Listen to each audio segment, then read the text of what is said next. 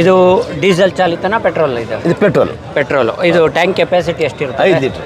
5 litre ಇರ್ತದೆ. So 1 ಲೀಟ್ರಿಗೆ ಎಷ್ಟು ಆ ಥರದ್ದು ಏನಾದರೂ ಹೇಳ್ಬೋದಾ? ಇಲ್ಲ ಸರ್, ಇದು ಒಂದ್ಸರಿ ಟ್ಯಾಂಕ್ ಫಿಲ್ ಮಾಡಿದ್ರೆ ಎಷ್ಟು ಗಂಟೆ ರನ್ ಆಗುತ್ತೆ ಅನ್ನೋದು ಆ ಥರ ಇದೊಂದು 5 ರಿಂದ 6 ಅವರ್ ಬರುತ್ತೆ. ಫುಲ್ 5 ರಿಂದ 6 ಅವರ್ ಫುಲ್ ಟ್ಯಾಂಕ್ ಅಷ್ಟು ಅದ್ಮೇಲೆ ಫಾರ್ಮಲ್ ಮೇಲೆ ಡಿಫ್ರೆಂಟ್ ಆಗುತ್ತೆ.